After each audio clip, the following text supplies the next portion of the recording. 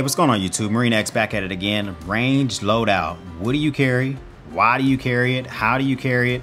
You've already saw my review on the Yeti Gobox, $249 box. I got some thoughts about it. I'll leave a link to let you know what I think about that thing 6 months later. But listen, what do I carry in my range box?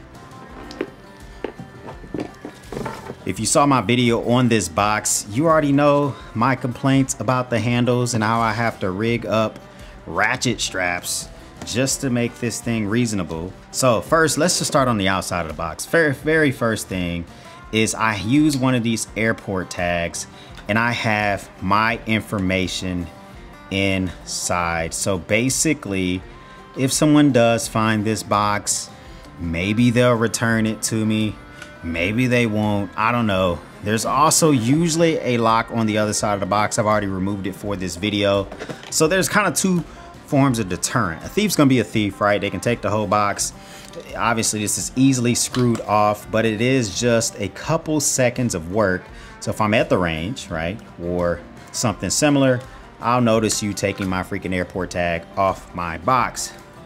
Take this bad boy off. I usually just stick it here onto the handle. So this is my box loaded out. You can see the pack attic is loaded out. We got the box itself loaded out. Now I'm gonna start pulling stuff out. The top of the box, I keep a Leatherman Raptor strap. This is one of the most important areas of my box because this is where my IFAK is located. It's a range, it's hunting. Someone could get shot. Let's just be real. So I keep an IFAK here. Hey, one complaint I have, Yeti, there is no hook and loop on here. So my little patch that lets people know this is where my med kit is at, I have to sew on my own hook and loop because it does have Velcro on the back, which will make life easier if you just added that up here, so I can just freaking stick it on here to let it be known that I freaking got a med kit up here. But it is kind of a clue here with a Leatherman Raptor shears up here. I keep those hanging right out the top.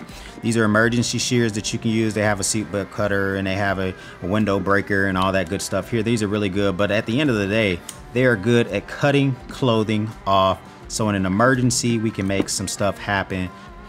Inside of here is my IFAK. This is a major trauma IFAK. This is not for ouchies or boo-boos. The company that makes this thing is called 1110. This is their emergency trauma kit at the end of the day. It has gloves in here. It has the ability to stop a sunken chest wound.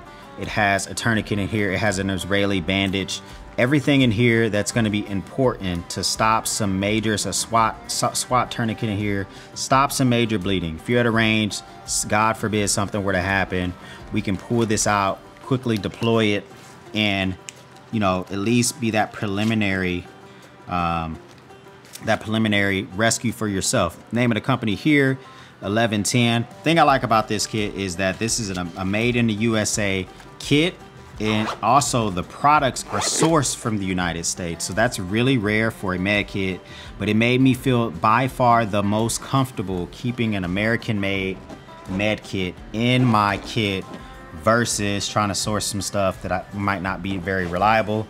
The very top of it here, I keep a beanie just in case it's cold, or if trauma were to happen, I start to get chills or something like that, we can throw that beanie on. That's all I have in the top of that. So right here on the right pocket of the pack attic, I keep a small Coastal Portland G22 flashlight. The reason I keep this in here, just in case it turns nightfall and we're still at the range, I just have a little moonbeam that I can use to navigate the inside of the actual box itself.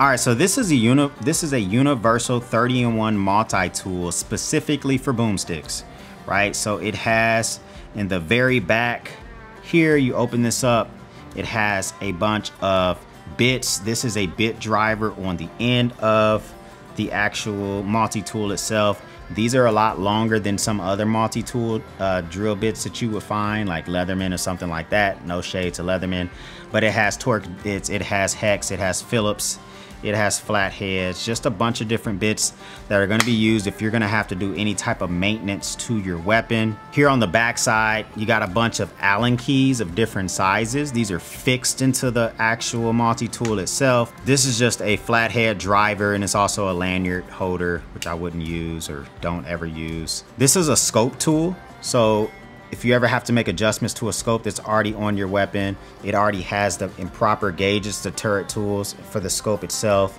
to ensure you're making proper gauges on your scope. We also have included here a file. Sometimes metal needs to be grinded down a little bit. There's a file included on here. Over here on the other side, this is more of a claw point type utility knife, so it's not a normal straight edge knife. But just this is a really good tool to have just in case you have to make adjustments. I also have some cleaning kits in here. This cleaning kit is designed for M4, M16, 5.56, you know, so it just has just a bunch of, usually for cleaning the barrel and cleaning different components, specifically designed for that. I also use this for my AR-10, so it just has different components for cleaning the compensator, and just everything you need to actually scrub down, get down into the actual barrel of the weapon itself. It also has some oil in here. It has a lens brush if you have a lens on your weapon as well. And you can attach this via MOLLE. That is just kind of like a quick little maintenance pocket. And we got more maintenance items in here as well. So I keep a petrol headlamp in just in case it turns nightfall. I have the G22 little coastal Portland flashlight, but I can put this on my head and I can continue working, loading up the box, loading up my truck. I have a headlamp so that way I'm not fumbling around. I do keep several pairs of glasses in here. These are not shooting glasses. These are just some, you know, basically, see, these are ballistic proof, but these are just some safety glasses just in case my glasses break or something like that. I like to wear glasses when I shoot because I'm not the only one on the firing line, especially the range I like to go to. Shout out to M Fort here in the Dallas Metroplex. But there are people on the firing line to your left and right. So if they are ejecting, you know, rounds from the ejection port cover and those things are flinging through the air, you want to have something on your freaking eyeballs. You only got one set of eyes that were given to you. So why not have a really good pair of shooting glasses to wear? It has a lanyard, which I never use, but just in case I forget these or they break, I keep an extra pair of glasses with me as well. I keep a Write in the Rain notebook just because you never know. I might want to take notes. If I'm making micro adjustments on a weapon or something like that, I need to know what did I adjust, what happened to that weapon. I need to take quick notes. I also keep an extremely big 30,000 milliamp hour battery bank in my, this needs to be charged a little bit, but it's almost fully charged. That way, if I need to charge something while I'm out there, I'm usually, when I go out, whether it be hunting or to the range, I'm usually out there all day. And the cords are usually either in my EDC bag or they're in my vehicle, but just having that big battery bank is a plus. So if we move on to the side closest to me, I like to keep a hat with me. I don't really use a hat when I'm out there and I'm shooting, but sometimes I do want to throw on a hat, especially when I'm hunting and I just got done. You know, I just came out of a stand or something like that. I'll sometimes freaking throw the hair in a ponytail and freaking throw a hat on my head so that I can just walk down and have a cover on. I keep a pair of monoculars with me when I go hunting or to the range. So, or I can spot something that's ahead. These are 10 by 36, I believe. These are by Vertex. These are the solos. These are really good, easy to get eye relief on these things. And I really like these. They don't have a cover on them or anything like that, so I do keep them in the included sheath that comes with it. And this thing, you can hook it onto your belt, but I usually don't do that. They usually just stay just like they are. So these are some Bluetooth earmuffs. These are by IsoTunes. These work pretty good. You know, I use these all the time if I want to be able to jam out and have the option for play, pause, skip, all that good stuff. They keep a good long charge. And even when the battery runs out, they still protect your ears. So I keep the actual bipod that goes on the front of either my AR-10 or my AR-15, just in case I want to set this up for a steady shooting surface on the front of my weapon. I keep this in here and I can just easily attach this to, I keep extra mags in here. So I have AR-10 mags. This one has some, I think these are 308 rounds. This is a 7.62 mag. It can hold 308 or it can hold 7.62 by 51. Also keep some 5.56 extra rounds in here. And I keep the buttstock to my AR-10 in here. So my AR-10 right now has an adjustable buttstock on it. Sometimes I like to switch out my buttstock while I'm on the range just to try out a more steady surface. You know, when this actually gives me more eye relief when I use this. I had this thing custom made. I like the way this thing looks, so I keep this with me. Also, you might want to change out the pistol grip. So I keep a different pistol grip in mine. This goes to my Mossberg 500, but this also allows me to quickly change out the pistol grip on there. And this is a green light that I use specifically for hunting. So hog, especially, and deer, for them, green light does not make them run. It actually reminds them of the moonlight. This is an extremely powerful light. This is by Streamlight. This is the TLR1 Game Spotter. I think this light comes in a little bit north of $300. I'll link all this stuff up below, but I've had this thing for years and it runs off of, it does not run off of AA, AAA. I would have to crack this thing open, but I attach this to, whether I'm using a 5.56 or a 7.62, I can attach that to it. So when I'm actually hunting, I can illuminate an area. I don't have any like thermal scopes or anything like that. So if I think I see something on, you know, off in the distance, at the end of the day, I gotta scope it out. So this is where I keep any rounds that I'm using that day will be loaded up into here. I have a larger ammo box that goes with me as well. So this tool is by Fix-It Sticks. This is a torque wrench, which applies the appropriate inch-pounds of torque whenever you have to remove a scope or something like that to your weapon. There's a certain inch-pounds of torque that needs to be applied to that scope so that it stays on your rails or it stays wherever you have it connected. And so this allows for you to take this out and actually set. So you can come here, you load this here, and you can actually pick the inch-pounds of torque that you need and load up these different bits here, and you can reattach any scopes or anything like that that you have to take off while you're at the range. Now you're not guessing, wondering, is it on there appropriately? Did you over tighten it, which you absolutely don't want to do on your expensive scopes. So this is a real nice pickup, but it also, you know, you don't have to necessarily use the inch-pounds of torque. You can just put the drill bits directly in and use it. It also has a half inch driver as well. So I keep this for maintenance just in case I need that. So just in case these headphones die, which headphones do die, I keep a pair of My Piece earbuds in here. These specifically go to my phone because they have USB Type-C in them. They also make these for Thunderbolt, or not Thunderbolt, whatever the hell Apple uses. They make these so you can run this down your shirt or just run it over the front of your shirt. And these provide ear protection, but you can also hear music through these. So if your your headphones die, whatever noise, or if you just get tired, your ears are beginning to sweat or something like that, I like to use these for that purposes. If it's wet out, if I'm sweating a lot, or if it starts to rain while I'm out there, I keep a Matador camp towel. It's a travel towel with me. I got these things all over the place. I love these things. I use them all the time, but it folds all the way down. This is a full size bath towel. But you can pull this out, wipe sweat from your forehead or whatever you need to do. Also keep a, this is a Gerber, I think it's a 7400. I just recently talked about this on my Made in America tool. This is a Made in America multi-tool by Gerber. This is specifically designed for ordnance, but I keep these things all over the place just in case I need a multi-tool that's different from that 21-bit multi-tool. This has wire cutters in it. It has a real knife in it. So I keep a lock here just in case I need to for some reason, turn my weapon in at the head shed. So the range that I go to has an all-day pass type system, where if you want to, you can leave your weapon there. You just have to have a locking mechanism for it. So just in case, I can run that down. Some lubricating oil that I use, that I keep with me at all times. Usually other folks out there have lubricating oil, but you never know. This is a super cheap, no-name knife that's out there. But just in case, I mean, just have a knife with you. I don't know why you would need one if you need to cut something open or whatever. I keep that with me.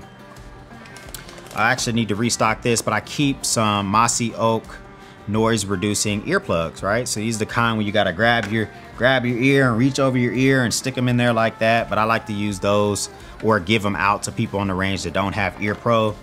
So, you know, when you're out there on the range and you're messing with sight black and you're messing with your weapon and all the other good stuff, I like to keep some freaking hand wipes, some convenience wipes to wipe my hands down or whatever the case may be. You can also use these if you know you got to use the head, you know, kind of keep yourself clean. This is a dry bag. This is also made by Matador. So if it gets wet out there, or if it's something you want to keep dry and it begins to rain out there, you can take this out. You can stick that item in this bag and that item's going to stay dry. Or if an item gets soaked and you don't want it to get like on your seat of your car, you can put the wet item in this bag and then throw it in the back of your car and will keep your seat dry. So it serves both purposes. So sometimes our weapons fail and we need to do remedial action. We need to figure out what's wrong, or you have somebody that's brand new with you. They've never been to the range before. You don't want them freaking dry firing your weapon and possibly messing it up. So I like to dry fire with dummy rounds in my weapons. So here I have some 308 7.62 rounds. I got some 5.56, and this is here's an example of the clear difference of a 5.56 and a 7.62 round. I hunt with a 308. So here the longer one is a 308. The shorter one here is what's more specifically, it's a 223. But you know, I prefer to hunt with that. So in here also I have a 357 Magnum shells. In here a 38 special, and I need to just put some more in here as well. So that way if someone's training, they can get the real feel of how it's gonna feel to pull the trigger. You can also eject these from your ejection port cover, so forth and so on. So you're always good to go. So we also keep here, let's just talk about a few of the actual boomsticks I take with me to the range sometimes. So loaded out with me right now, I do have here, this is a Colt 1911 by Colt. This is the original maker of the 1911. This is the Airweight. This is one of the lightest 1911s that they make. This one here feels phenomenal. I absolutely love the handles. I love using this thing. I do not conceal carry this thing because if I did have to use it legitly, you know, the police are gonna take your weapon and make sure everything is okay. I don't want this going into the hands of, you know, and not getting this thing back. So this never gets concealed carry. This is home defense. I also put this on my hip when I'm hunting, just in case I get approached by a hog. This will put down a hog. 9mm is not going to put down a hog. They will keep coming. 45 might not put down a hog if you hit them in the wrong, if you don't hit them in the correct spot.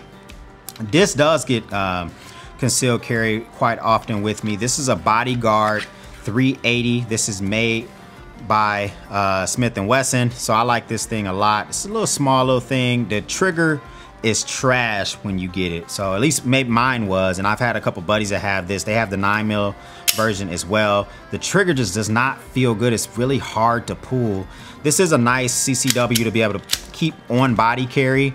I also have this with the hook and loop. Several of my bags have the hook and loop feature. So if I do decide I no longer want to on body carry, then I can stick this. This is a holster designed for a subcompact. So I'll take that with me as well. We also like to take with us a Saturday night special. This one here is made by Smith & Wesson. This is a hammerless one. This is what I train my wife on. That way if she's nervous, she's scared, there's no hammer to get caught in a purse. There's no hammer to get caught in your pocket. These weapons, rarely, I can't remember when the last time a 38 special revolver jammed. So you can be nervous, you can be freaking all over the place. This is an Airweight 1911. And so it feels really good. Take this out there with us as well. This is a good weapon to train on. We also like to take with us a Beretta made in Italy.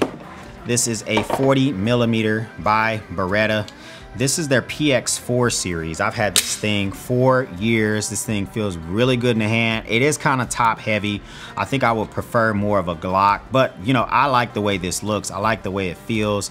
I also love the way the trigger feels. It's just an awesome, phenomenal weapon to have with you. So that goes out there with us as well. So these are what I take with us when we go to the pistol range side. You've seen in my vehicle EDC, the bug out edition, my AR-10. Sometimes I'll take an AR-15 out there with me as well. I mean, that's it, man. I got stuff all over the place. What more do you want to see? You guys asked about the range loadout. I wanted to show you that and show you some options, some things you might want to add to your range loadout. What am I missing here, man? What should I add to my range loadout? I've used this a lot, and I have a great, pleasurable time at the range with these items.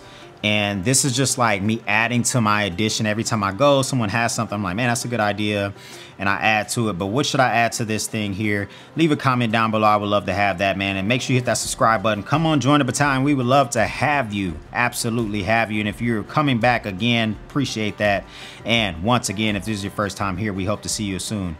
In the meantime, we'll speak soon.